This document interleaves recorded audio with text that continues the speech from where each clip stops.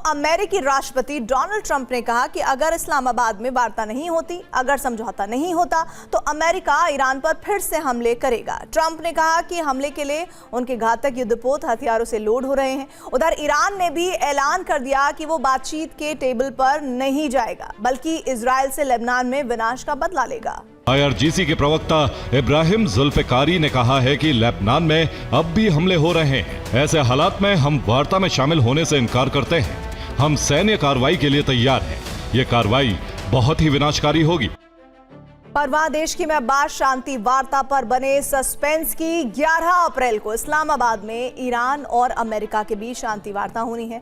मंच सज चुका है। जेडी वेंस के नेतृत्व में अमेरिकी प्रतिनिधिमंडल रवाना हो चुका है, लेकिन वहीं दूसरी तरफ ईरान का 3 सदस्यीय प्रतिनिधिमंडल अब तक वार्ता के लिए रवाना नहीं हुआ है। सवाल लेबनान और ईरानी संपत्ति पर आकर टिका है, लेकिन इसी बीच जो सबसे अहम सवाल है वो ये कि क्या वार्ता के जो 6 किरदार हैं वो कोई हल निकाल पाएंगे?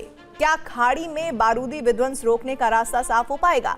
आखिर क्यों शांति वार्ता को लेकर बना हुआ सस्पेंस? हमारी इस रिपोर्ट में बेहतर तरीके से आपको समझ आएगा। ईरान का साफ कहना है कि बातचीत के लिए समय खत्म हो रहा है। वार्ता तभी संभव है जब लेबनान में सीज फायर हो, जिसमें अमेरिका की तरफ से उपराष्ट्रपति जेडी वेंस, ट्रंप के विशेष दूत स्टीव विटकॉफ और ट्रंप के सलाहकार जेरेड कुशनर शामिल हैं। तो वहीं ईरान की तरफ से ईरानी संसद के स्पीकर बाकिर कालीबाफ, विदेश मंत्री अब्बास अराक्ची और उप विदेश मंत्री मजीद तख्त रवांची का नाम। जेडी वेंस को टफ नेगोशिएटर माना जाता है। उन्होंने इराक युद्ध के दौरान सेना में अपनी सेवाएं दी।